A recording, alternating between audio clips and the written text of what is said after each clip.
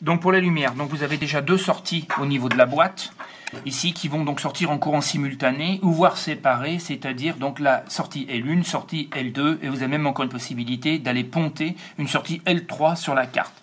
On va considérer qu'on a une seule sortie pour cet exemple, donc là vous pluguez directement la partie mâle qui vient donc du haut de votre pergola, vous la vissez ici.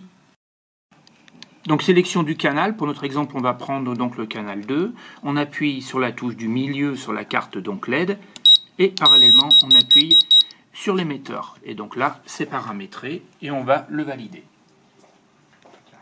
Donc on vérifie si notre paramétrage est donc bien valide, on arrête sur la touche du bas une seule impulsion et ça ralentit pour la longévité des LED. On peut aussi bien sûr sur cet émetteur là paramétrer l'éclairage avec les flèches du haut et les flèches du bas de façon à obtenir une intensité de plus en plus violente ou à l'inverse réduite. L'arrêt s'effectue toujours de la même façon.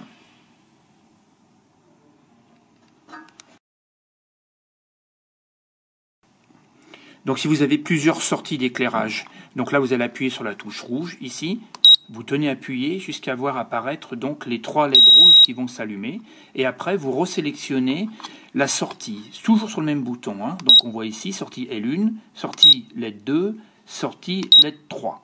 Donc on va sélectionner par exemple la une que nous avions sélectionnée tout à l'heure pour une sortie, la deuxième sortie par exemple L2, et là chaque fois vous reparamétrez donc un canal qui va permettre donc de distribuer votre éclairage où vous souhaitez.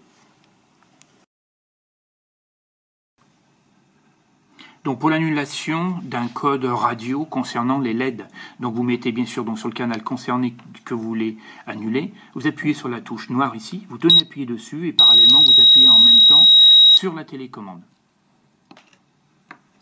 Donc on vérifie avec l'émetteur que bien sûr la télécommande n'est plus active.